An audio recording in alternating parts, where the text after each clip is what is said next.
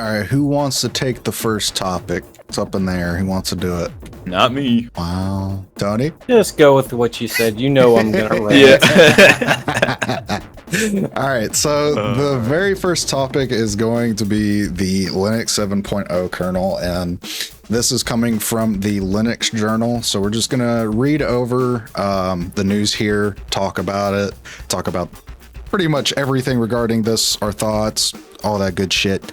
Anyways, so excitement in the open source world is rising as the Linux kernel project moves forward toward the next major release, which is the Linux 7.0 kernel. We're going to skip all this shit because he's just basically saying whatever. So Linus Torvalds, the creator and lead maintainer of the Linux kernel, officially confirmed that the next version after Linux 6.19 will be dubbed Linux 7.0. In the announcement, he made clear that the jump to 7.0 isn't tied to any monumental architectural upheaval. It's a practical naming decision made partly to keep the vision numbers manageable. The Linux 7.0 cycle opened with a merge window during the new code from contributors around the world is accepted. With the release candidate phase now underway, the focus is turned towards stabilization and testing. The Linux 7.0-RC1 announcement notes that this cycle saw a smooth merge window with relative few major boot failures reported on the lead developer's own test machines, a good sign for the kernel's broad hardware support. So now we're going to go over kind of the improvements that are going to be coming. So more hardware enablement. So driver updates make a significant portion of the changes so far, helping Linux support the latest CPUs and SoCs from vendors like AMD, Intel, Qualcomm. Early testing indicates enablement for families such as Intel Nova Lake and AMD Zen 6, which will be important for next generation laptops, desktops, and servers. Moving on to performance and responsiveness, kernel maintainers and community reports suggest that the performance improvements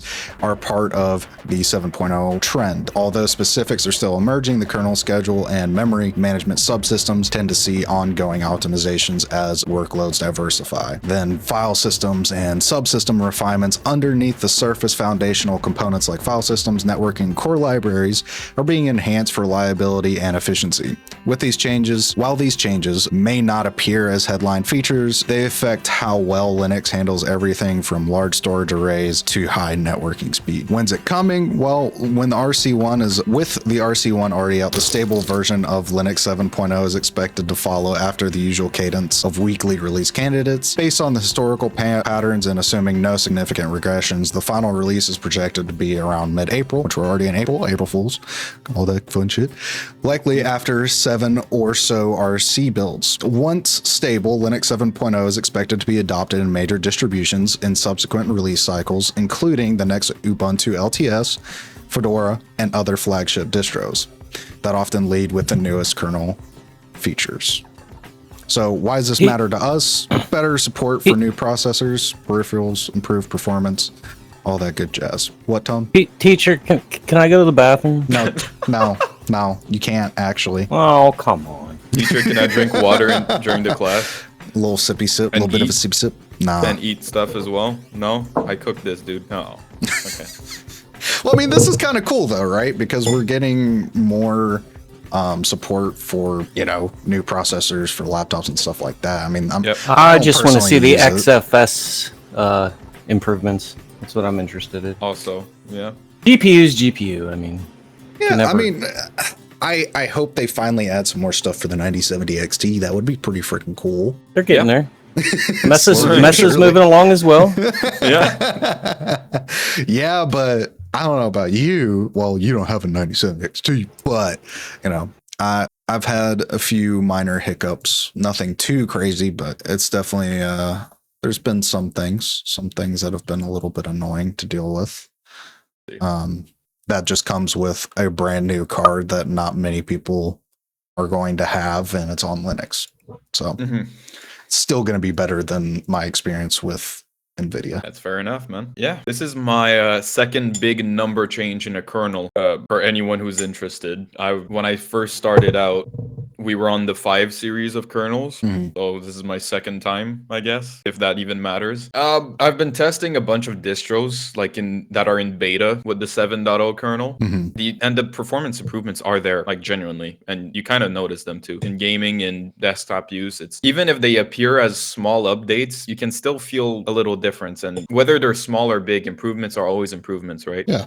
I mean, I'll take what I can get at this point. You know, Exactly. anything new, which, you know, there was a bunch of other features that we're supposedly getting. God, what was it? It wasn't NT Sync, but there was something new coming with that is supposedly going to be pretty huge. I think I read in one article there was something about Dirt 3, I think, hitting like From going 110 to 860 FPS. Yeah, dude.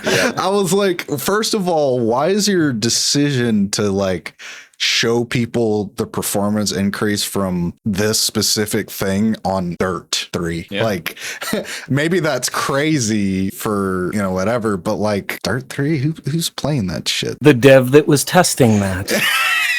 That's his game. I guess, dude. I don't know. For me, I was just kind of like, that's pretty an odd choice, but For sure. But it was probably just the show, you know, that game got affected kind of randomly with that, and it got a 8 times performance boost, literally. It never hurts to show that, right? I mean, I guess not, but Certainly got the attention of Linus on his WAN podcast. oh, did he Well, talk about it on the Oh, WAN? he talked about it on WAN, yes. Of course. They're on the ball, man, now. Like, I'm surprised. yeah, no, they're actually being reasonable about stuff now. Thank you, Matt. The last few times the guy was just straight up, you know, talking the doo-doo about it. I'm like, come on, bro. You know? Yeah, Give it a fair shake. Give it a fair shake. I think he did give it a fair shake, and now he's like, oh wow, you know. And the other guy, Luke, they're finished with their thing, right? They're past the 30 days. Both of them haven't switched back to Windows on their laptops yet. Huh. Yeah, they haven't switched. I mean, I'm surprised because usually, what was it? In his last one, he was full on just like having a safety net for himself, wasn't it? Not really. Audio issues are always good. Matt just brought that point up with this kernel. There's supposed to be a lot of audio fixes. Yeah, Also, dude, I've been having some very, like, I mean, even here, you guys have noticed it. Sometimes I'll hop in and my mic will be incredibly like low in volume, and nothing. Nothing has changed. I unlock my computer from like just the lock screen, and all my sound devices are gone, and I have to reboot. Like, it's just weird things like that. I get that too. That's happened to me sometimes. That's happened to me sometimes as well. And I have like the simplest of audio gear, right? Yeah. Yep, it feels like the early days of Pipewire again. Yeah. Oh, good lord. Welcome in, Demonic. How you doing, buddy? Yep. Hey, Matt. Sorry for not acknowledging you earlier. My mic was not working at all on all 3 interfaces, and kernel 7 fixed it fully. That's nice. Fixes are nice. All right. I guess my topic's over. Your topic's over? Who's taking the next one? Come on. Do I take it over? All right. Guess you're taking it. Tony didn't want seconds. Indirectly Linux related with what I'm going to talk about. PS5 price increases. Absolutely. Guess what? Insane. Prices suck right now. It was bound to happen. So, starting April 2, so literally tomorrow. So if you were planning on getting a PS5, tonight's your last chance. All right. So how bad is it getting now? I mean, they already raised it by like $100, didn't they? Well, you'll see. So, coming from the PlayStation blog, I guess, with continued pressures in the global economic... Oh, I just realized my webcam is blocking the entire thing like a dumbass. Hold on. Okay, here we go. There we go. Okay. Do I zoom in the page so people can read? I have to think about the... No, never mind. All right.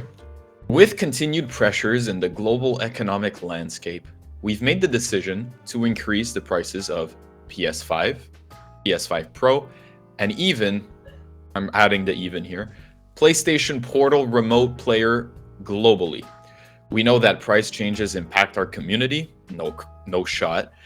And after careful evaluation, we found this was a necessary step to ensure we can continue delivering innovative, high-quality gaming experiences to players worldwide for this time $100 more in US.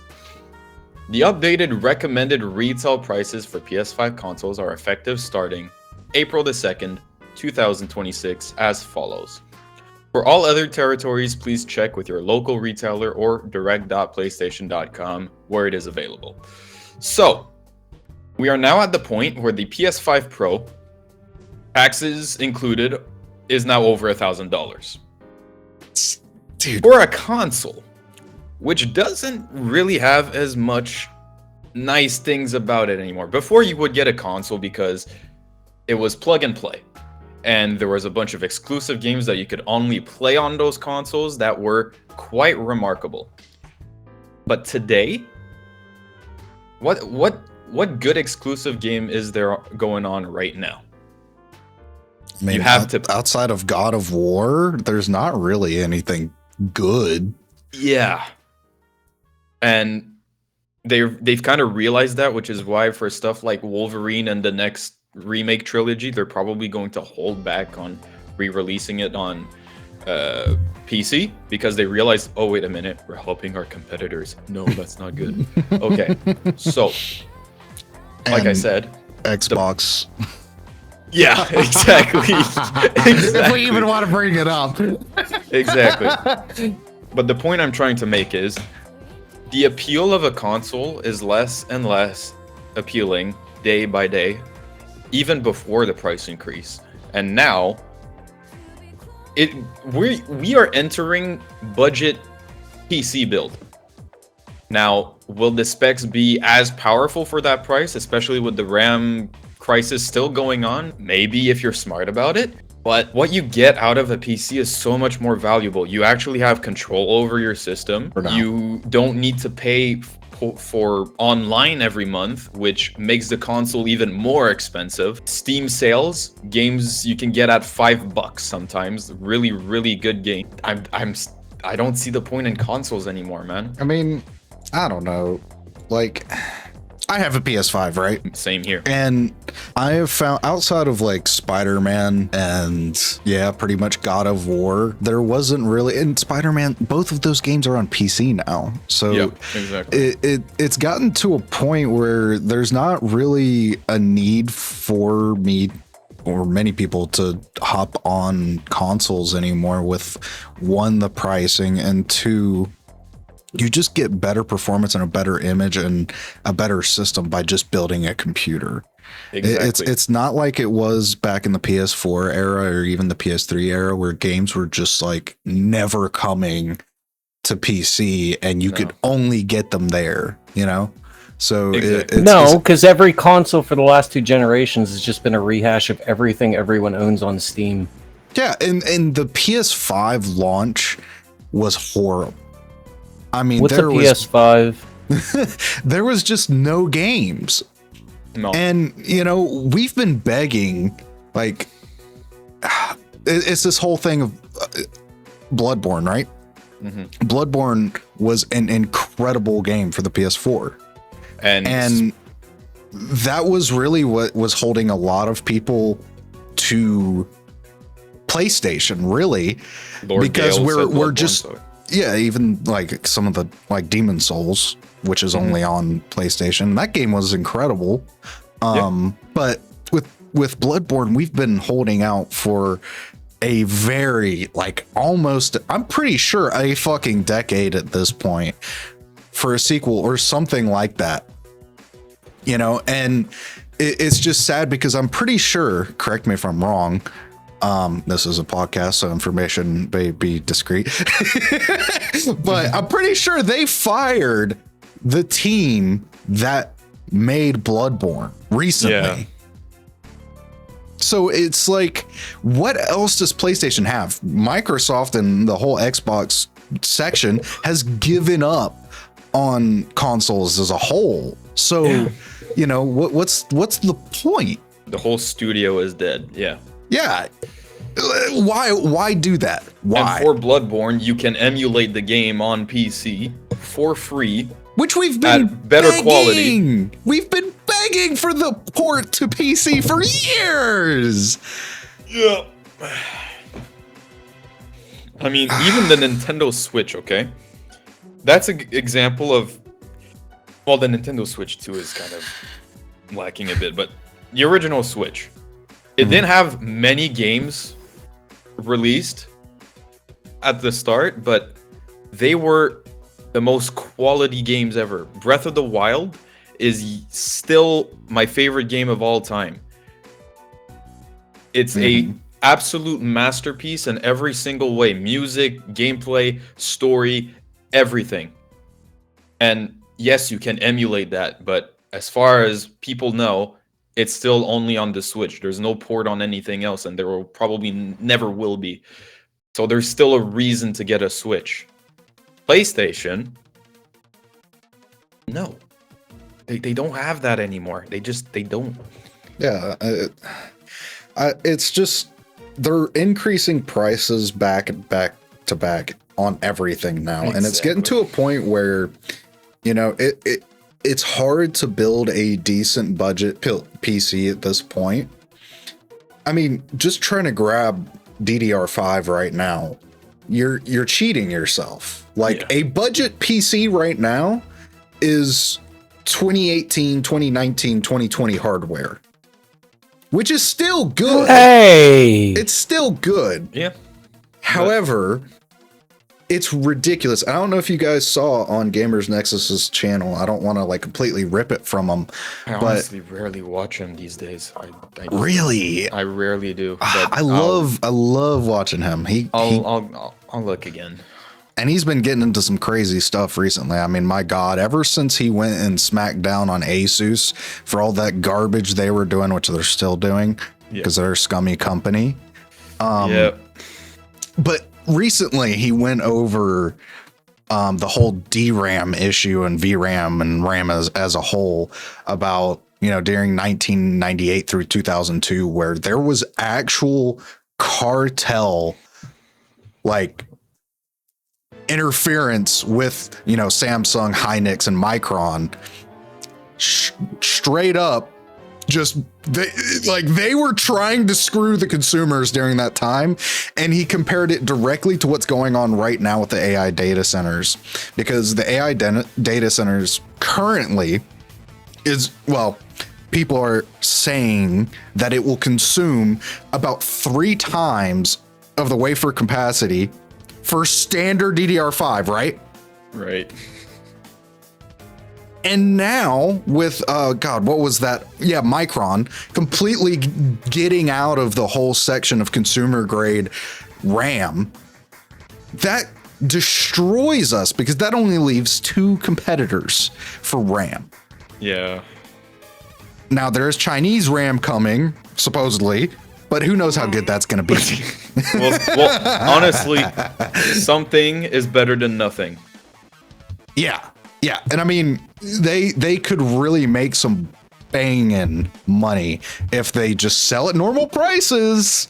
Yeah, but are they going to do that? Because probably not. Everyone would snatch it right away, and it would become so complicated in terms of stock. But, so... Omega Mario Madness in my chat regarding to the PC building we were talking about. He said, "Ask me. I have an Intel Celeron N2040 and 4 gigabytes of RAM.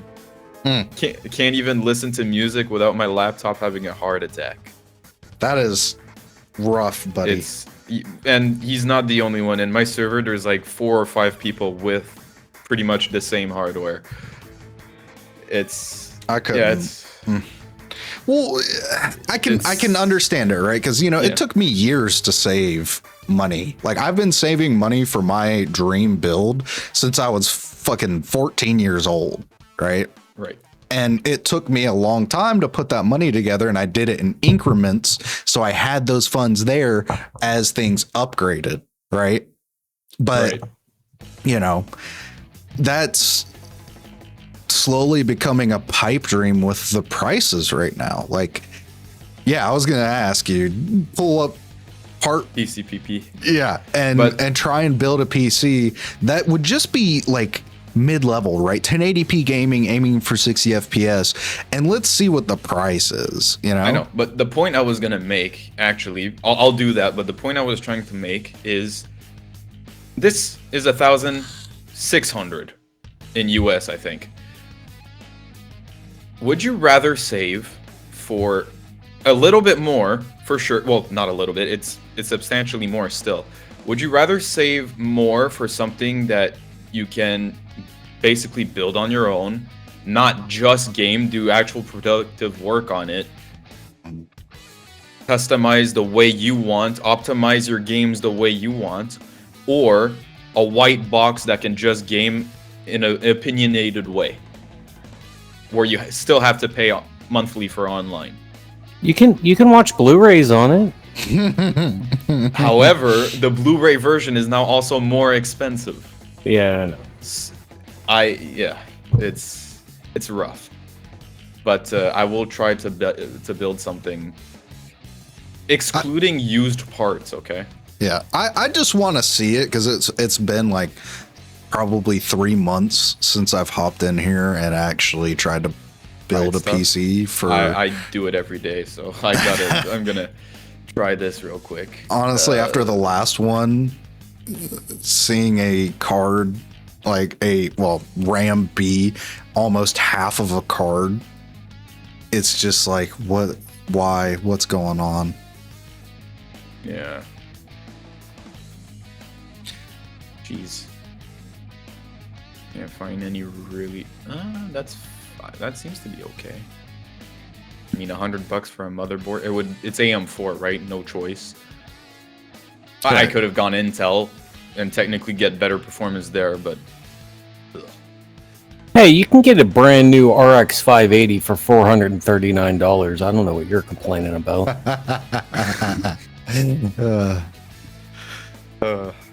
And apparently, GPU prices are going to start skyrocketing again. CPU prices as well. All of it will. All of it will. It's inevitable. So basically, if you want to build something, build it now before it gets worse. Well, it depends on the amount, not RAM. It depends on the amount of patience you have. I mean, right? some people really they want to build now, but at the same time, it's like, you're absolutely right. If we wait this out, but we don't really know the stretch this is gonna be. It could be 2 years. It could be 5 years. It could be. It could never come back. And some people, exactly. So it's, and with everything going on right now, I feel like physical hardware and just physical media as a whole, you really need to start grabbing onto this stuff as soon as you can, because I mean, the internet and everything tech related is just going in such a bad path right now. It's terrifying. It is. Craigslist is your friend, at least in the US. A 5060 Ti is almost $800. Which is insane. Bah. Now go look at a 6600 XT. I'm just picking 9060 for now, just to see. 96 is a good. It's a good card. Freaking good card for. It's a good card for its bracket, right? Yeah. First before case. Yeah. Did I pick an ATX board? Oh, I picked a micro. Oh, I can go with the micro ATX case. I'm a little bit formal. Yeah, I like this case a lot. Power supply. Let's just go ahead. Just throw in a power supply. You already threw in the RAM, right? Yep.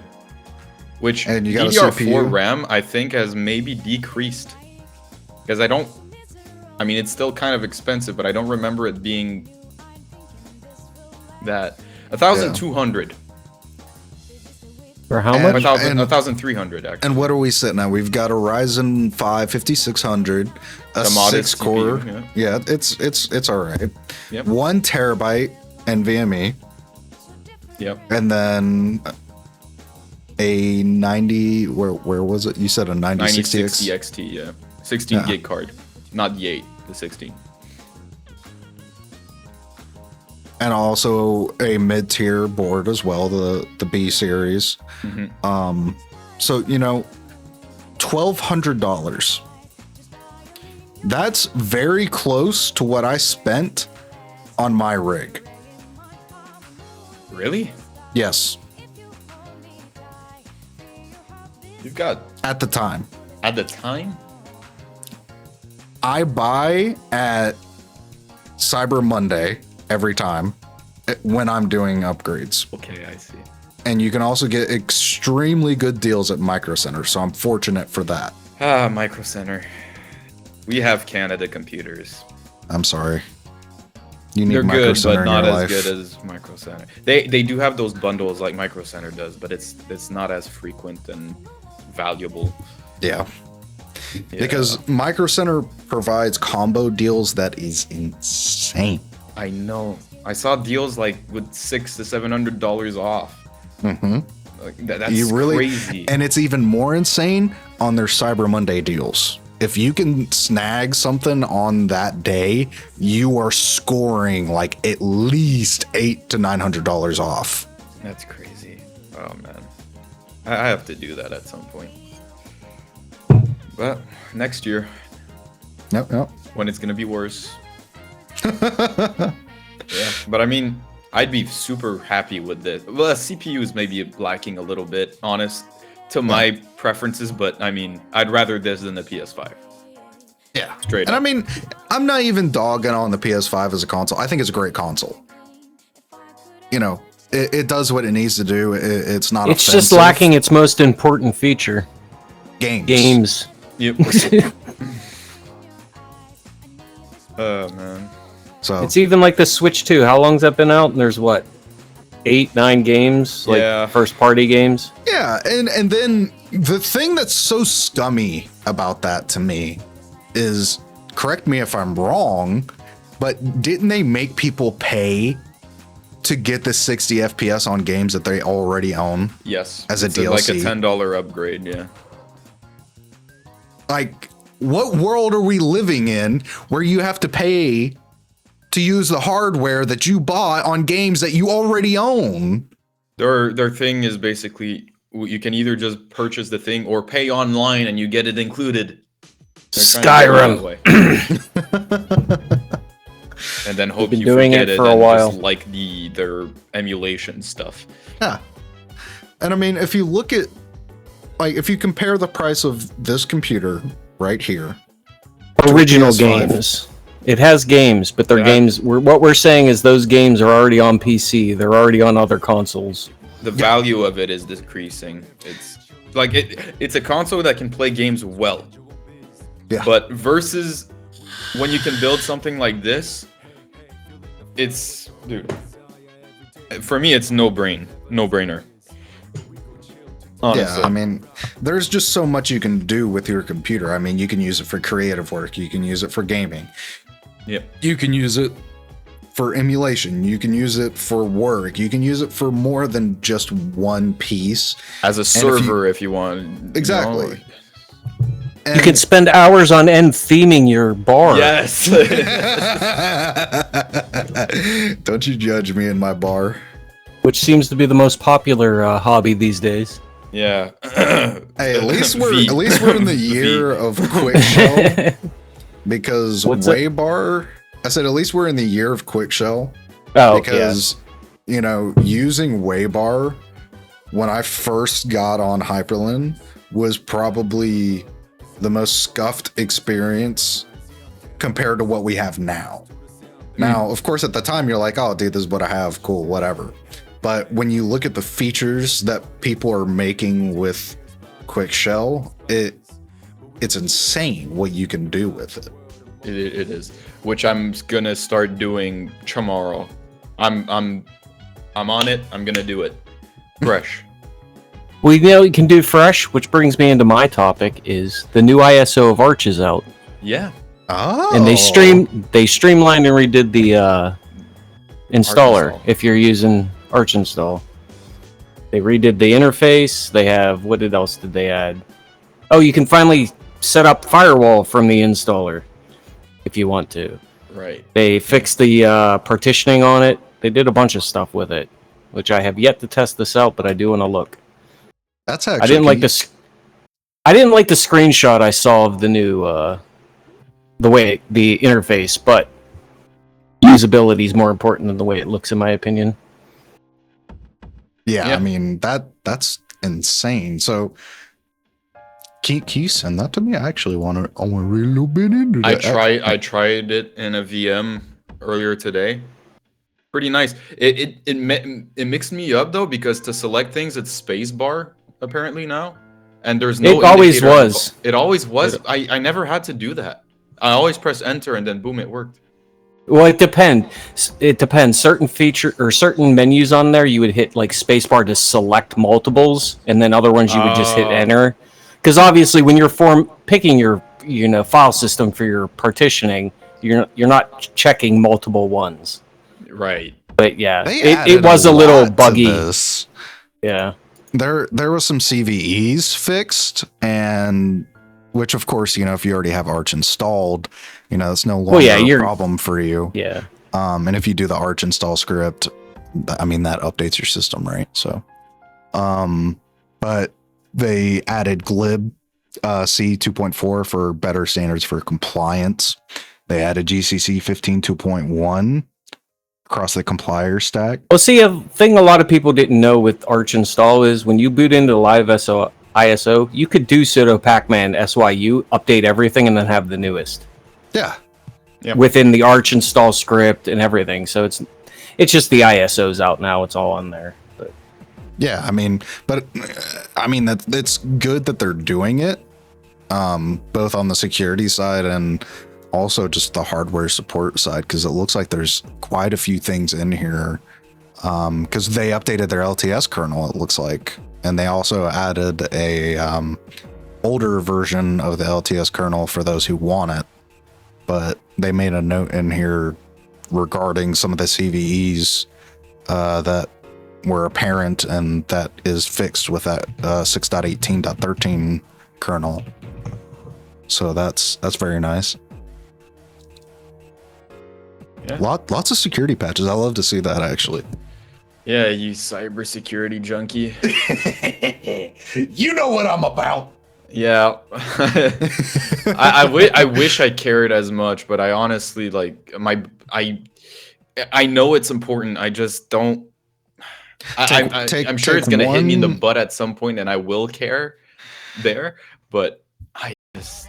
All I can say is take one pen test class or go on one one cyber hunt in your life. Just to be there. You don't even have to do anything, but just go there and see what people do at these conventions. I mean, my God, some of these conventions you go in there and people have hacked the webcams, they've hacked the TVs, they've hacked the speakers. If you've never been to a CyberCon before, you need to go to one, because it's insane what people go in there and just say, fuck you, actually, I'm committing several felonies right in this place. And they invite you to do that, which is cool, because you see the scary section of, how vulnerable everything that we touch really is. I mean, it's going to get harder for these hackers to do things like that, because as you know, we're getting into the days of age verification, so they're going to have to, verify their age before they hack into your system. Yeah. Which leads us to our next topic, actually. Yay, I love talking about this. We were going to talk about it. Yeah, Yep, dude. I mean, I do. we literally just talked about this 40 minutes ago. Come on. So, California age verification law, which affects Linux, AB 1043, and what this means for open source. So, The California Digital Age Assurance Act demands real-time age bracket APIs from every operating system distributor by January of 2027. But volunteer-run Linux distros like Arch, Debian, and Fedora have no account system, no legal budget, and no path to compliance. AB 1043's Linux impact could quietly ban open source ISOs from the world's 5th largest economy, which I don't know what our lawmakers are doing. If any of you guys watch Mutahar, I would recommend going to his channel, getting caught up on this news, seeing what this is going to do for all of us, and fight it no matter where you are. Sign petitions, do what you need to do. Let's not let this stupid shit happen. You know, don't just freak out on Discord and Discord and the like and scream at each other. That's not. It's not going to do anything. It's not going to help anything. Apply that anger and rage towards something that can actually change this, because we have to realize as a community, and as you know, these past 3 generations, that our lawmakers are old sacks of shit. They have no idea half the things that they're touching, and they're probably all still running Windows Vista, and they don't understand what a phone is. So the laws that they're applying here are really ignorant. But they say it's to protect the kids. No, they just want all of your information, and they want it readily available to every company so they can give you better ads. Anyways, so to go further into this, the California's AB 1043 California Digital Age Assurance Act takes effect January 1st, 2027, requiring operating systems distributors to verify users' age across 4 brackets before granting App Store access. The California age verification law Linux compliance problem is stark. Distros like Arch, Gentoo, and Debian have 0 centralized user accounts, no revenue, and no legal counsel. Midnight BSD has already responded by blocking California IP addresses entirely, a sign of how impossible compliance feels for small open source projects. Penalties reach up to $2,500 per child for negligent violations and $7,500 per child for intentional ones. Exponential sums for volunteer-run projects. The open source community, OSI, FSF, and the Linux Foundation have gave no formal testimony during the legislative process, leaving the sector entirely unrepresented. This is fucking stupid. Yeah, and they really, with the fines that they're putting, they really want you to obey, right? They really want you to comply. But well, and why is it always California that it's either California or Canada or fucking, oh my God. We haven't touched on this at all, did we? Not yet. But y'all have done some dumb shit. I don't go into politics, so I don't know everything. Well, it's just, you gotta kind of pay attention to it. Otherwise, it's like, you know, you kind of just like being exactly what all of the world powers want you to be, which is not paying attention, ignorant to what they're doing, and let them keep sliding with their dumb shit. Which, you know, again, we as a people have to realize that we have power in numbers, and we can't let stupid shit like this slide. Like that. Again, go watch Mutahar's video. I really recommend it. He has like a whole like 4-piece series, and it just keeps getting worse, and he keeps releasing videos on it because it's just getting worse for us. Like he said, this is really just going to get to a point where the internet is going to be completely different from what it was intended to be. No, kind of already is.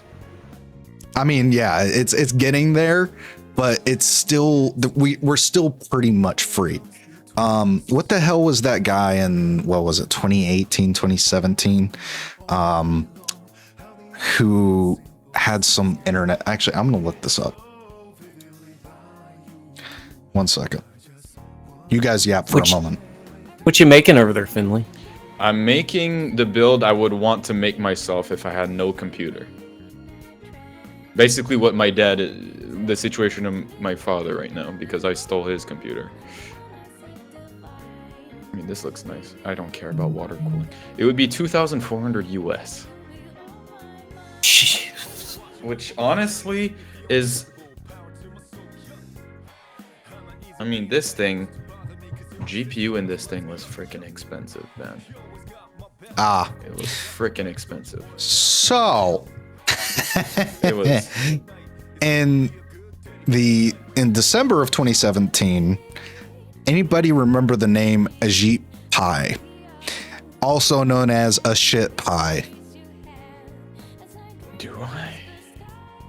No. You're probably too young for this, Finley, but Tony, you should know this. Come on. I ignore the internet. Do you not remember net neutrality? Yeah, I remember all that. Yeah, Mr. Ajit Pai was. I didn't know that was shit. his name. Yeah. All of that was. Oh my god. So, for those of you who don't know, in 2015, under Title II, the Obama era FCC classified the internet as a utility like water or electricity, and that meant ISPs were legally forbidden from blocking websites, slowing down, throttling certain traffic, or charging companies like Netflix for fast lanes, right? And then in 2017, the repeal for Title I, Ajit Pai reclassified the internet as an information service, and he argued that the utility style regulations were heavy-handed and stifled innovation and investment in infrastructure. So what this really meant was, think about it, right? So imagine paying for like something for social media or really anything that you pay for right now as a service, right? And just to access any of it, you got to pay to go to YouTube. You got to pay to go to Facebook. You got to pay to enter a website. Right. That's what that could have created. Thankfully, that shit got kind of nipped in the bud, but it's still a thing that is being discussed even fucking today. Scary shit. Scary shit, dude.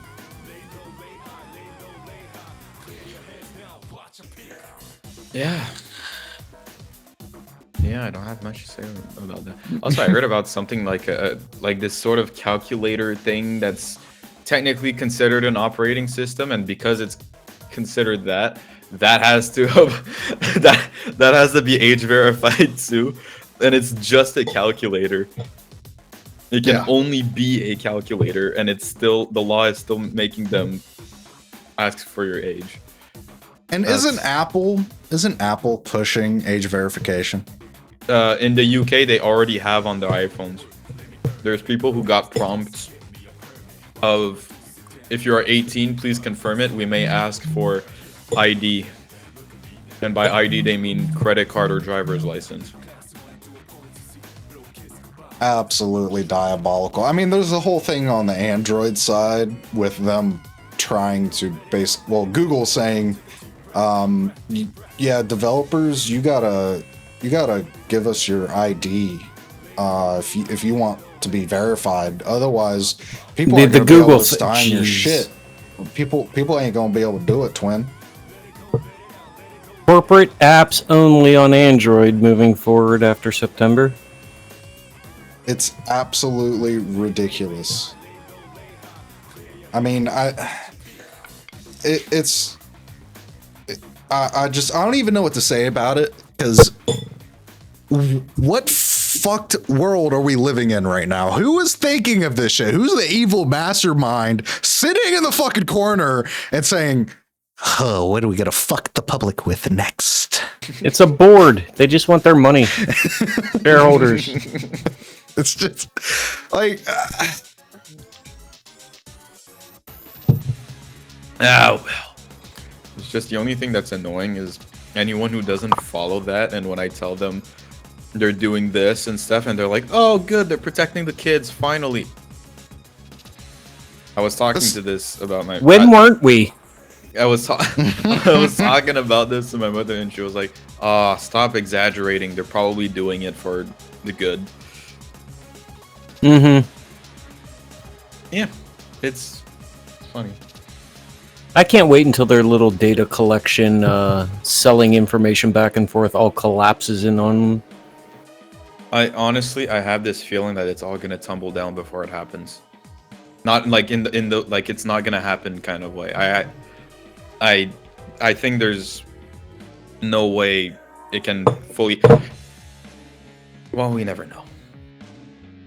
You're right. Once somebody has to age verify themselves on their refrigerator, then people will start complaining. Yep, there we go. And not complaining because of privacy, complaining because it's freaking annoying. Or their washer and dryer, or to enter their house. You know, your refrigerator won't open if you're 17 years old because your dad's got beer in there and the refrigerator knows it. And sorry, you just can't have access. That's just not happening. I don't see and an he's adult like home alone, available. Starving. They said, "All right, kids, we're going on a little trip. You guys take care of yourselves for the weekend. All right, don't get in trouble." And then they're fucking dead because they couldn't drink anything. Or they force open the thing and then the police comes to arrest them. Yeah. Lord Gale says if you don't do ID on Apple in UK, apparently you won't get access to the internet. Right. Oh well. Hold on. Before anybody says anything. No, wrong thing. No. Okay, we're just gonna do that. Let's be real. Most people are getting this one. This isn't Canadian. 1,600, starting at 1,600. You're gonna buy an orange slab for 1,600, and you won't be able to use it because you want to keep your privacy. Can I just say I never really liked Apple's design, right? But can I say that just the camera housing is fucking ugly? I prefer it to the normal, just in the corner square. It looks It's more like they're even. trying to be retro, but not. I like it or dislike it. I just don't mind it. I don't know how. But I need $1,600 because my phone only has 2 camera lenses on it. Yeah. Or get a used 15 Pro. They're perfect. Or I could buy some food. Or buy some food. Or yeah. Our graphics card, because damn near these phones are damn near the price of I'd a rather a high-end graphics card than a phone. graphics card. Yeah. I mean, 17E. Okay. I mean, it's nice looking, right? It's just one single camera lens. Forever the meat Actually, cookies. do me a favor, Finley. How about you just go to Motorola and get a real phone? Motorola, bro. I had a Motorola freaking.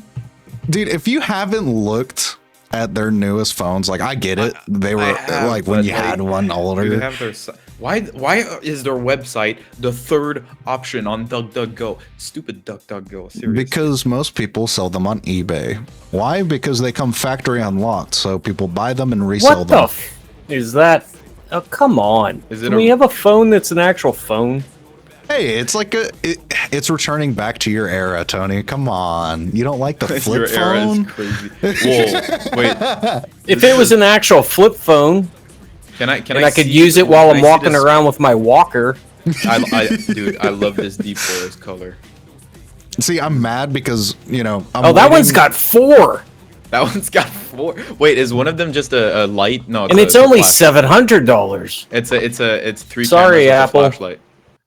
Oh, Listen, and go look at the hardware of this. Go look at the hardware. Wait, is the screen curved? Yes, it's fucking beautiful. Oh, I missed those. I love it so much. Wait, where is it? Do I go? I can down get here? a curved ultra wide phone now. Oh, they're talking about a. Yeah, dude. Okay. Everybody's You know what? I going like AI. my iPhone because the AI is shit. What do you mean? AI and everything is shit. Yeah, but even more. Me and Tony, whenever Few we have to speak to it, specifications. call it dumbass all the Okay. time. I got It now knows itself as dumbass. Yeah, dude, he got a response from it the other day, and it was like, "Sorry, I'm being a dumbass again." Okay. All right, it starts at 256. That's very much enough for a phone. What is this? Yeah, I is saw it 13 the gigs or is it quad 8 leak. gigs? 8. I think it's 8. It's Am I probably correct? 8, and then you can maybe bump it up using To the 13? SD card. Oh, no, I'm talking about the memory. No, you can. Oh, you Most of the can. phones that advertise themselves as 8 gig are actually like 4 gig, but use 4 gig of your SD card to give it more Oh, RAM. like swap. Yes. Oh, big phone. Oh, I can't say that. I really liked my 13 Pro Max, and that was slightly. No, it was the same size. Battery size 5,200 milliamp hours. Good enough. P OLED? What does the P do? Yeah, Matt just pointed it out. It's called Boost. Oh, it RAM can Boost. boost to 14. Yes. Which is just using your SD card. Okay, it's using swap. Okay, I see. Because like, I have like, oh, it doesn't show in my fast fetch crap, and never mind. Rear camera is what I'm interested in. Okay. Well, speaking of displays and Oh, stuff, video I'm going to capture. bring up something else that came out recently. Why is it only talking about video capture? But maybe not. Never mind. Sorry. 50 megapixels, perfectly fine. That's not the most important thing, actually. What's important is the way they handle it. I'm sitting here pretending I know what all of this means. But it seems no. Okay, seriously, it seems Authentic like a pretty fun YouTuber phone. over there. Yep. The standard. I like this green. So I think my favorite color is green, man. I'm in that green vibe right now. I know, you stole my evergreen. I had to I'm switch sorry. everything No, again. okay, look, I'm using something else now. Yeah, my I'm just shit. messing with you. Use what you want to use. What else But interested me? if What the was it called? NVIDIA users haven't heard on Linux, there's a preview driver that they're adding support for DRM color pipeline, which is already in 619 kernel, but now it will be exposed on the user space. So chances are this is going to lead to much better HDR support on Linux, finally, Nice. for those that use These phones HDR. are beautiful too. HDR it can be very a very gorgeous feature depending But on the It game. needs to be done right on the right screen. Well, I have an ultra wide OLED, so Yeah. it looks fucking beautiful. This phone is nice. Like it's the camera. It's a circle. It's no weird shape, no nothing. It's just a circle that you can probably rest your finger on when holding it. Awesome. I hope they make a nice case for that. I'm Looks sure like they a big chunk that can be damaged. More they than wish. a big chunk. That shit's taking up a quarter of the phone. Yeah, but at least it looks nice compared to others. Apple. Yes. 200 megapixels. Is this one of those super phones they only have in China?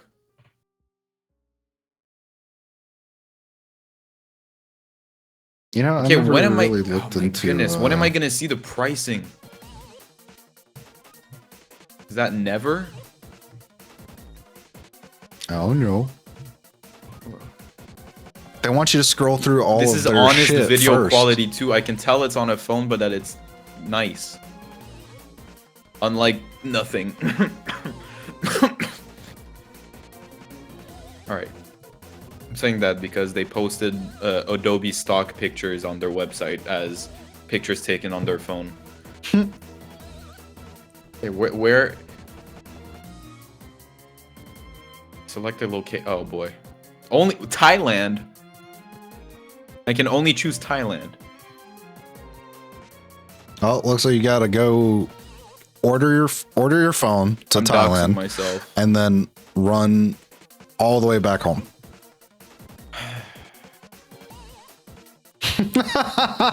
I'm sure you can find it on eBay or something. I don't want a Samsung. It's like it's so. I know that's what you use, but it's so bloated from the start. It pains me. And Apple's not. And You're just on a phone kick right now, aren't you? Come on, you think Apple's not bloated, dude? They're all bloated. I had an iPhone for 1 year because my wife wanted to FaceTime on that shit. And let me say, dude, I've never like opened up a phone where it opens up and I have 3 pages of fucking apps. yeah. Dude, check out an Amazon Fire tablet. when You want to talk pages of apps? Dude, when I open my Samsung, dude, I see like a page, maybe a page and a half. Like, fuck off that shit. Oh my goodness. I mean, that doesn't surprise me though about the Fire tablet, dude, because it's coming from Amazon. They are the epitome of I'm gonna throw fucking everything on you And lock everything down, and you are stuck with what we want you to use. Yeah, and everyone else pay us to put it on the home screen. Those things actually used to be pretty cool back in the bootloader hack days, but now they have it locked down. You can't even do anything with the stupid things except for maybe install the Google Store. That's it. You guys remember the Kindle tablets? Yes. That was my favorite was the Google Nexus 7. That was a nice little tablet, but that was like right at the peak of open source, and you could do whatever you wanted on it before the Pixels. These look like Apple so much. These tablets from OnePlus. This is a copycat. But I mean, Apple's no, never mind. It's their own thing. I don't know, man. Honestly, one of the reasons I'm still on Apple is just I don't know what to pick. I don't know what to pick else.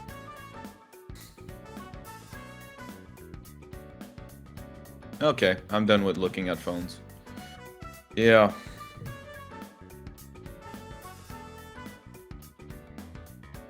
Did I die? Or did one of you guys die? Nah, I'm here. You're here, okay. Tony, you want to start the next? I just did. Nobody was listening. I'm having a stroke, dude. I'm sorry. Go ahead. I must be. No, I was talking about the new preview driver for NVIDIA. Oh, that was your with topic? the HDR. Yes. Oh, right. Yes, an AMD guy talking about NVIDIA. Disgusting. On Linux. Get out! But nobody wanted to hear it. No. What did you expect? It's NVIDIA, dude. We're busy looking at phones. Well, it's terrifying that you know that. No, I'm just happy to see somebody making some progress on HDR, because yeah, it's in KDE, yeah, it's in GNOME. GNOME's is a little stricter with their profiles and stuff, so not everybody's monitors work well. Hopefully, the HDR there's on some. Bazzite was phenomenal, by the way. I'm just gonna say it. Even on the non. Hopefully, GNOME 50 has some improvements in there from what I saw, but yeah. I would really like to see some good HDR support on Linux. We're getting there, but even on a monitor like that wasn't supposed to have HDR, it actually looked nice, which surprised me a ton.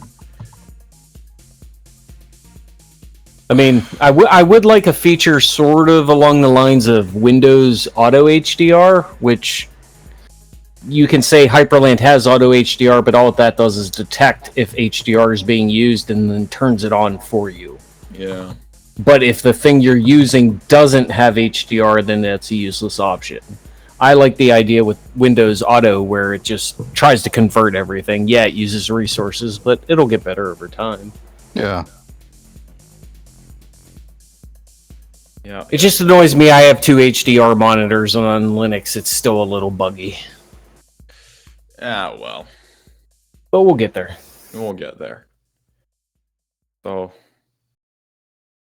does that mean it's my turn?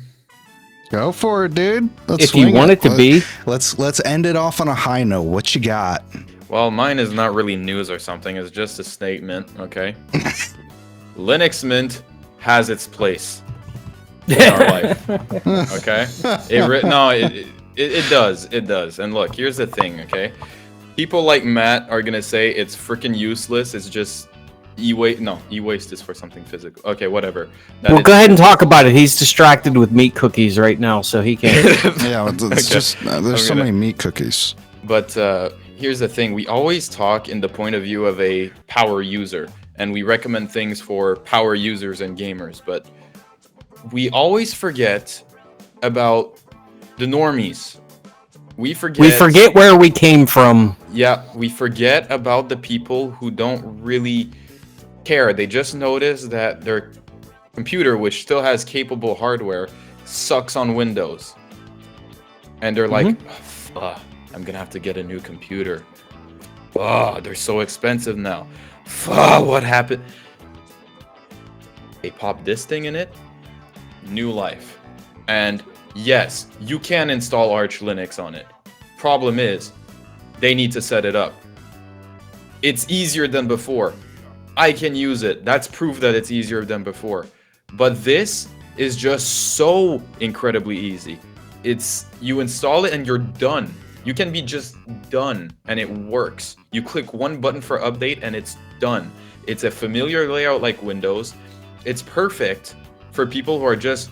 I said this about Bazite, it applies to this too. It's perfect for people who are coming from Windows and don't care about Linux. They just want something that works. Well, I think you and I talked about this the other night. We did. There's nothing wrong with Linux Mint. There is nothing if you're just coming over to Linux. However, if you're going to get into the more advanced functions that you can do within Linux, Linux Mint isn't your best option because you're actually going to put in more work on Linux Mint to get it advanced than you would just installing Arch or Fedora. And there's easy ways to do it, but the thing is, if you do it like that, then the point of using Mint, it becomes irrelevant. Irrelevant. You just do it for the branding, which is honestly a valid point, and maybe Cinnamon. But even then, when I tried it in a VM, I was like, oh, I'm installing Hyperlin on this thing. It's not for me, but I acknowledge that it's still really, really great, and that it will be great for still a while, despite its outdatedness.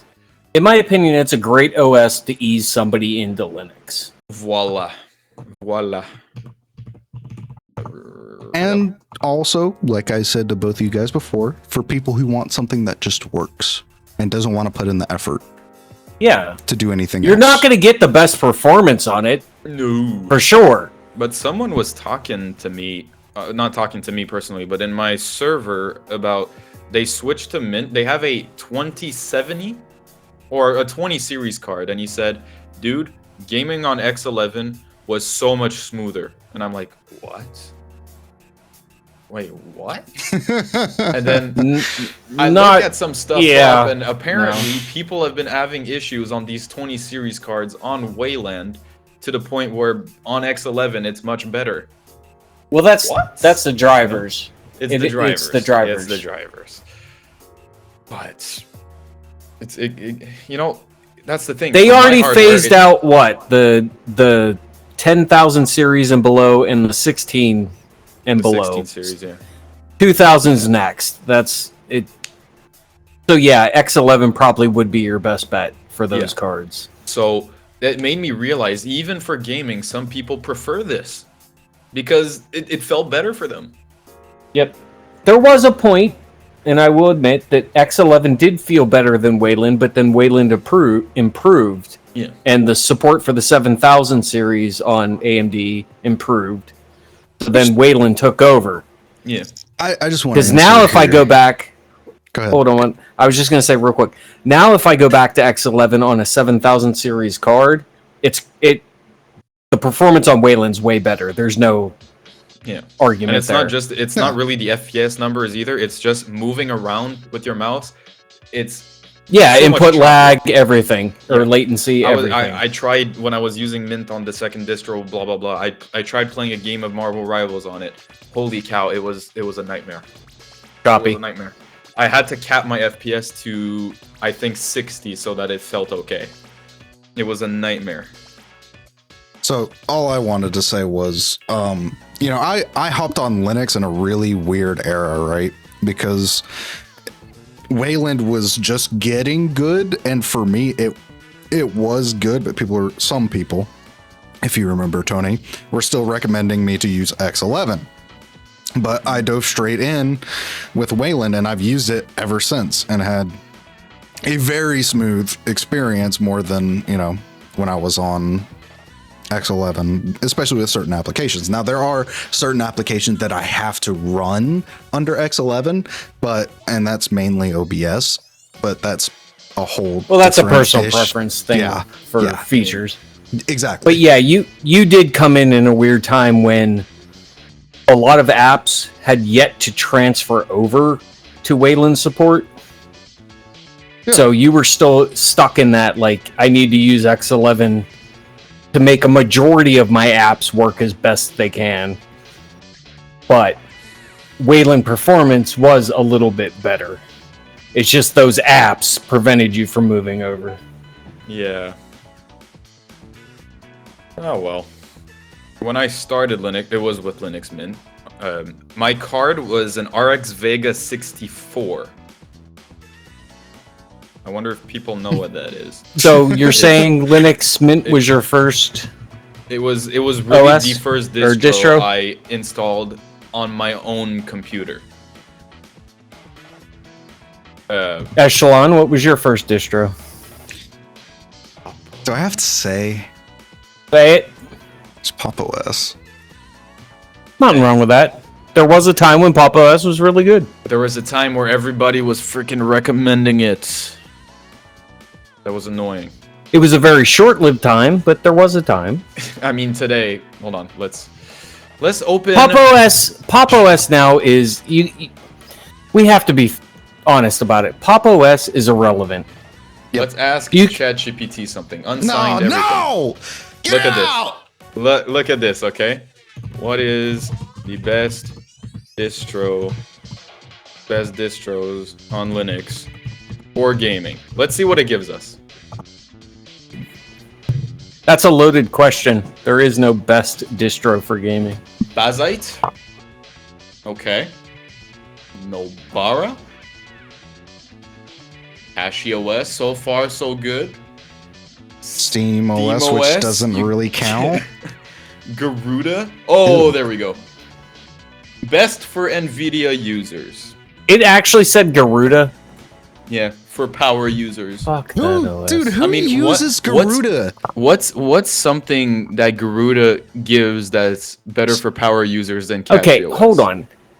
Let's amend that question and say, hey, dumbass, I need updated information. Exactly.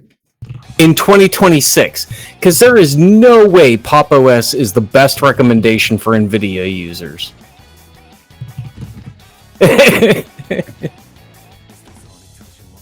Yeah, dude. Pop OS best for NVIDIA users. Sorry, did you already go over that? Did you already go over that? Because what the fuck? What do you mean?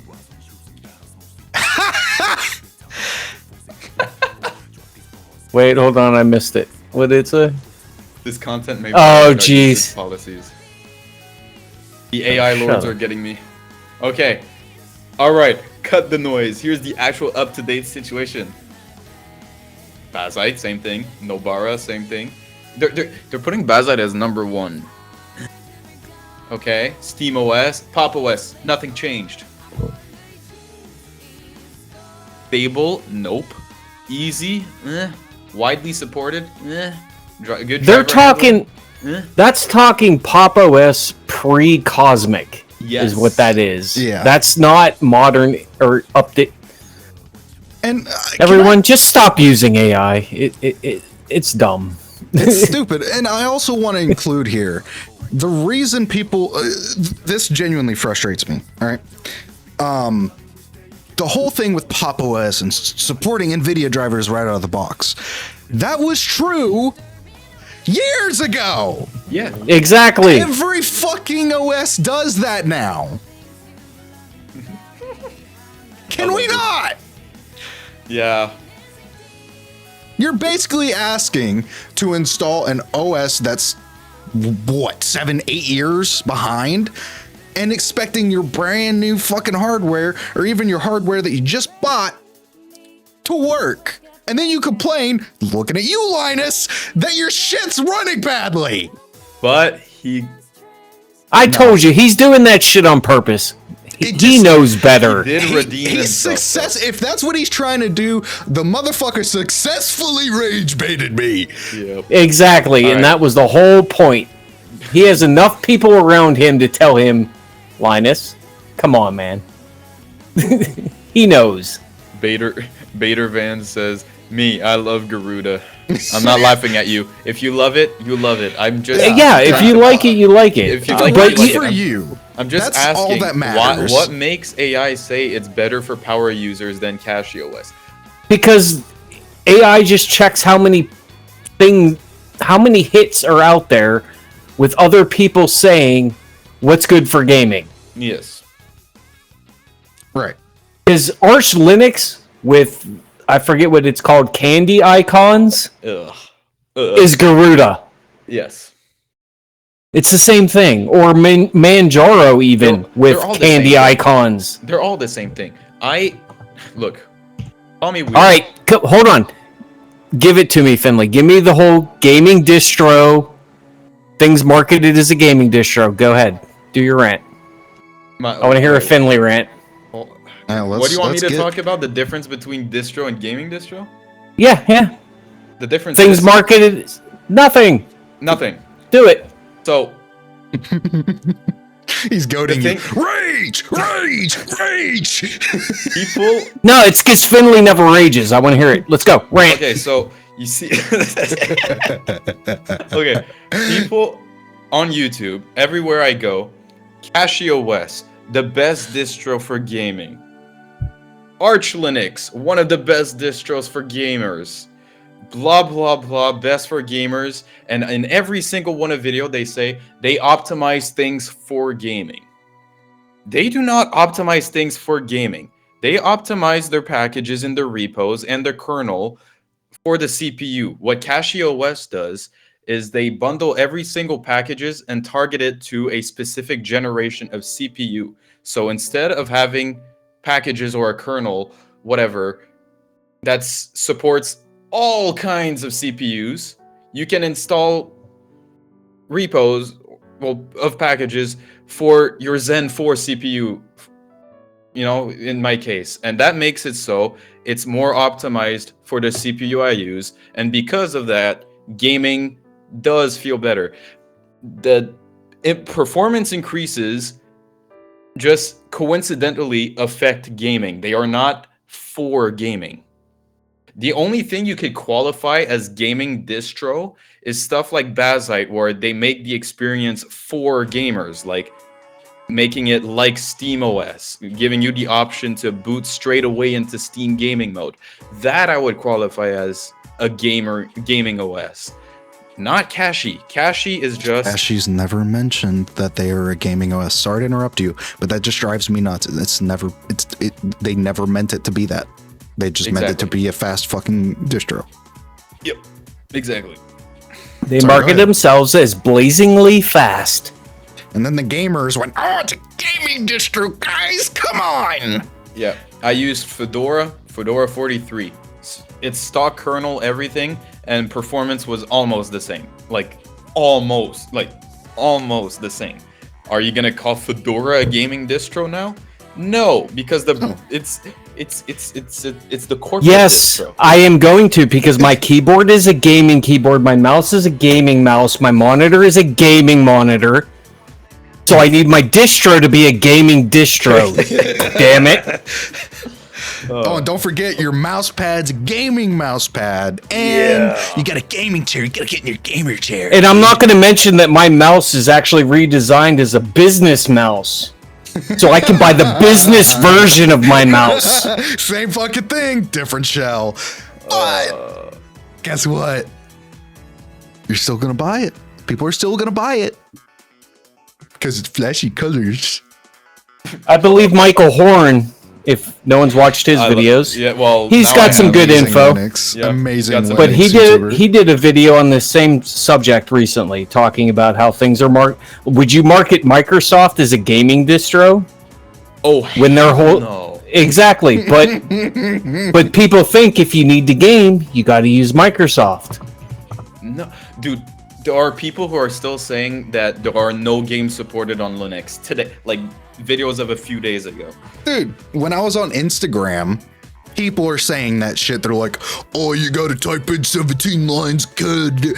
No, educate yourself. Read, please. People need to learn to live outside of the meme. Yeah, Yes. stop hiding. Memes are not shit. life. Like Arch, I use Arch, by the way. Stop! It is not as freaking hard as before. It's so easy. If my dumbass can do it, so can you.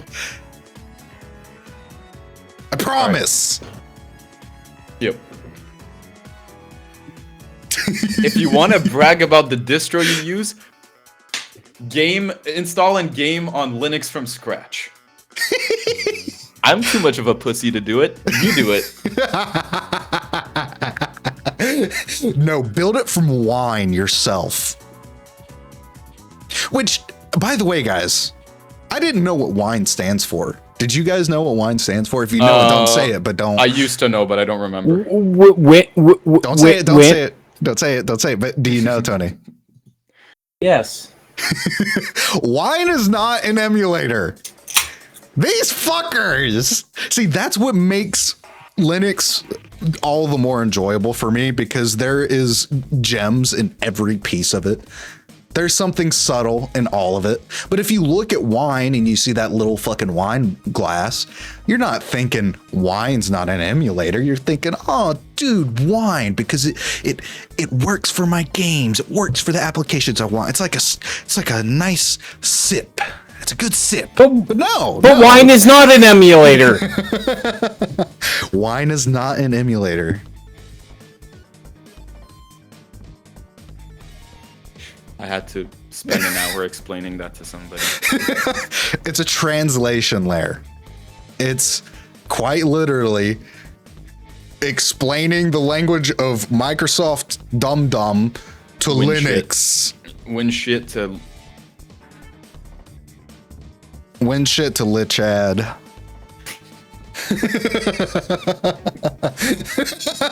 I haven't seen chat move. Is there anyone even in here still listening to us? Oh god, no.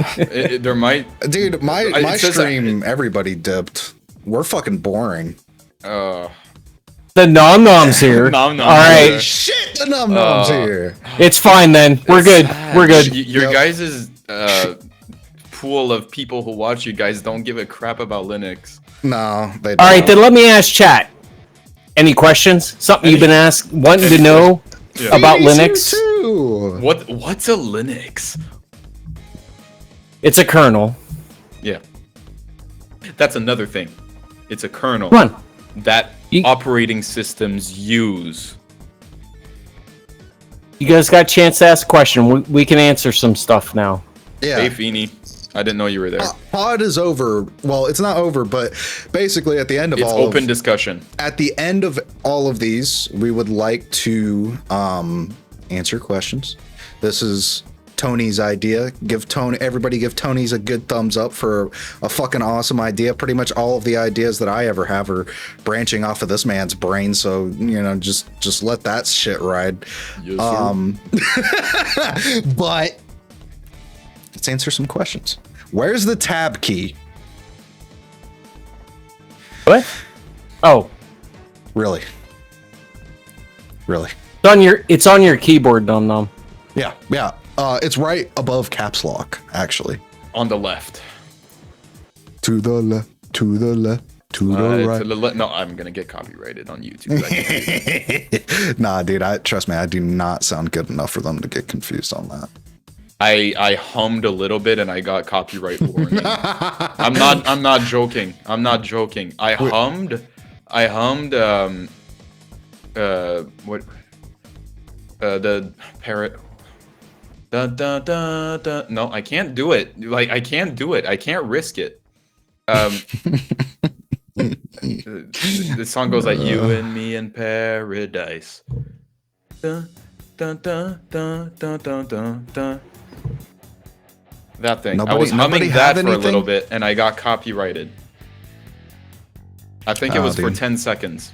You know, I think, guys, hold on. I think that we kind of exposed ourselves here, and I don't think they trust us anymore. I think Who doesn't? the viewers, dude. They're not asking. They have no questions for us, dude. They think we are. It must be because we said everything perfectly, so they understood everything perfectly. Yeah, dude. Yeah. That's the way to take it. What's Send it Linux? What's home. that? I wonder what it is. I don't know. Honestly, I don't know. Who fucking knows at this I don't know point? anymore. We don't know anything anymore. All right, then I'll ask it a different way. Any guests you would like to see on our little podcast here? Any guests? You said? Yeah. Who else out of the community you guys have talked to or got help from? You want to ask them questions and we can get them on here. Exactly. Hey V, look, I don't know what Linux is. Just ask AI. Yeah, dude. Chat GPT that shit. Send it. Copilot it. Who's your husband? Me. You? Who are you? I don't know. Oh, What the heck is going on? You think I talk to people? You Come talk on, to us, Finley. Hello, Quanglius Dongalingalongo Stomoal. What's up? I think I read that correctly, actually. no, I know him. Yeah, Yeah. I think I was helping him out in your In my soul. Discord server the other day. Yep. Oh man. the wife wants to be a guest. The wife wants to be a guest. Well, is she on? She should be a guest. We just have to get her on Linux. Yeah. She is on Linux. Oh wait, she is on Linux. She just decided to leave us and not touch her Oh. Linux PC. Literally. We did all the work. She looked at it and said, "Bye, honey. Love you. Bye. I'm out. See ya." No. For a whole month. Jeez. My window has been wide open this whole time. Everybody walking on my street has heard me scream. Dude, my neighbors probably hate me. No, I text in a chat. That's different. It's not different, though. You are like the most active person outside of my wife. You're probably more active in my chat than my wife is, actually. Beanie, you're one of the group. You you're- just don't want to admit it. You're one of us. You're one of I know us. we're weird. I know we have some problems, We're but you're nerds. one of us, you know?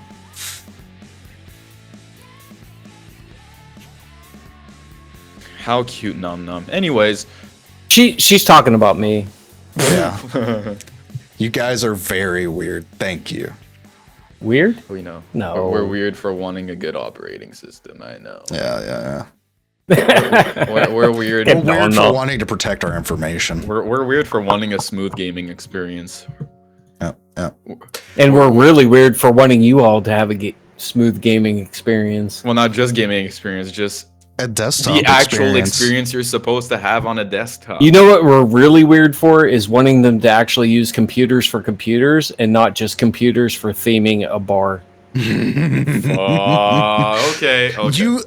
You mean to tell me all this money I spent on my desktop, I wasn't supposed to sit here and make it a theme box? Are you kidding me? Are you I spent all this money for nothing? What the fuck? Oh. You should have bought that 5090, man. Shit, dude, you're right. I need that DLSS 5 in my life, Holmes. Oh, don't get me started. Look. Let's be fair, okay? It's an absolute piece of shit.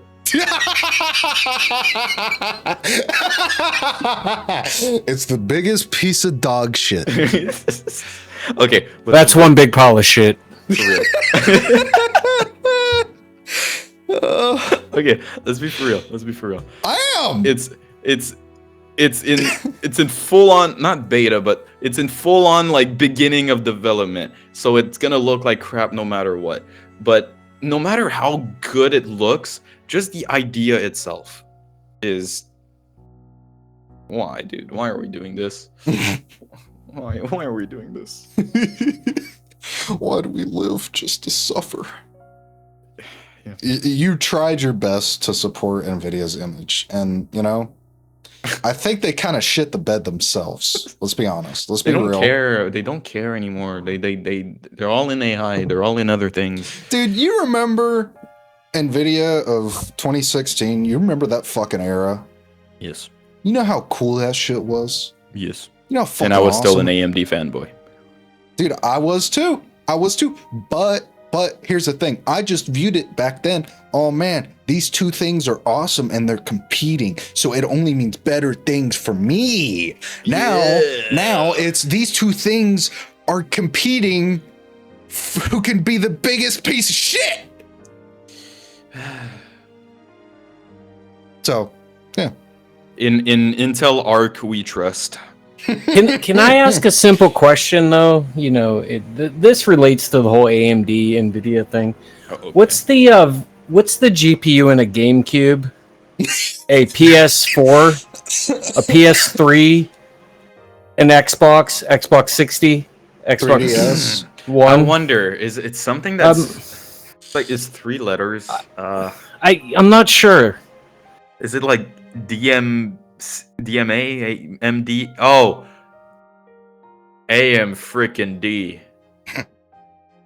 That was No. cheesy. I'm so You know what sorry. AMD stands for? Am massive dumbass. Okay. Okay. Because you can't tell me with everything. Now, I love AMD, dude. I'm a sucker. All right, I get it. But I'm also not an idiot. I mean, I am, but you gotta. The thing is, why is it when you see your competitor continually fuck everything, and you Everything don't in its tr- path. you don't try and take advantage of it? Why? Why not? And you just fumble time after time. Go to Gamers Nexus channel, scroll down, you will see this dude literally made a t-shirt of NVIDIA and AMD's fumbles and put a fucking timeline on the back. Okay? Well, here I'm gonna say something, and there's probably people out there who know this, but look at who the CEO of AMD is right now, and just look at the history. You'll understand what's happening. I But know. Abyss has a question. He says, got a question. If people want to get into Hyperland, what is the best way to get into Hyperland for beginners? Everybody go through their opinion. Minimal Linux. No, no. Well, Can I just Well, say- I'm going to specify. What do you mean by Hyperland? Are you talking the distro or getting Hyperland set up easily to just use? Give us a little more context in the question. very valid. I kind of jumped straight on to recommend our stuff, but you know. Well, no, I understand. As far as It's dots, It's because Abyss asked me this question yesterday too. He asked, do I, do like everyone else and start on KDE or on GNOME or something, or do I just straight away, fresh from Windows, go to Hyperland? if I you're mean- going to try... All right, I'm going to be honest here in this full transparency. Yes, we make our own dot files. Yes, we have a setup script to do it. But my opinion with Hyperland is I have found it runs best on Arch. Yes, So It's your made for base Arch. distro is Arch. Now, as far as the dots themselves, that depends on how much work you want to put through. There's plenty of dot files out there, but I feel that a lot of the ones that are out there they're trying to do too many things that can confuse a beginner, and it makes it actually more difficult. That's why we made the dot files we made. Right, V? It's just a simple thing. You install Arch with Hyperland, you install our dot files, you have a working system. You don't have to mess with anything right away. You can take your time with it and learn how Hyperland works. And we gave you all the basics of having everything that we could think of that a person would use once installing a system, so you don't have to configure it. It's just there. You can configure it. You can go way more crazy than what we set up. There's so much more you can do, but we wanted a system. Well, actually, let me rewind. This started out, install went bad on the distro. We had a simple way of getting back to a good base. So if you want to try ours, we have it. I listed it in Finley's Discord. It's just a good place to start, in our opinion. But that's our opinion, and we're a bunch of fuckwads. So it is it's a great place to start. Like you said, is it end game? It can be. It can, like, honestly. Yeah, you could stop right where we're at and do it there. Yeah. I barely did anything to mine outside of setting up a virtual wallpaper and my bar. I didn't add a whole lot of, now, I mean, there's still a few things that I'd like to add that I currently have on my system, but I need to figure out how to get it to work on multiple systems, depending on like the monitor stuff, but we'll talk about that later. But I haven't really done a whole lot outside of my general application base that I have. If you haven't looked at our newest script, it gives you options during the script to install everything you would need. It asks you about Steam. It asks you about browsers, audio drivers. It gives you the option for your browser you want to use. We tried to make it as simple for a beginner as possible. So if you want to, try it out. And by the way, Abyss, thank you. I know what you're doing over there. Don't think I don't know. We do appreciate it. There we go. But it is, honestly, I almost want to make a VM and show you how fast it is to set up. I want to do that, like, now. I mean, should I did that? Come on. Should I do it like should I put a timer and do a speedrun test or something? You should go. You want to do it? Go ahead. We're all just sitting here hanging out. I mean, not right away. Yeah. Yep. I mean, I'm probably gonna. Let me end off the whole video section of this for the people who are going to be watching this on the other side. If you guys do want to watch the rest of this and kind of see us hang out, I am over on Twitch, Finley's over on YouTube, and Tony's wherever the fuck he wants to be. So thank you guys. This was the TEF Stack, and we'll see you guys in the next one. Actually, I'm going to add to the end of that real quick. We also, you'll understand, there's a couple new YouTubers that have started making videos. I wanted to just point them out. One of them is AJ_1Gamer. He made a couple videos. And then Apollo Creed, he also started making some YouTube videos about Linux. So if you guys want to see the perspective from newer users who are just getting into it, and both those channels and stuff as well, right? Yeah, you're right. They just started learning how to use DaVinci Resolve. Check those guys out. Give them some credit. And then we got other people if you want to.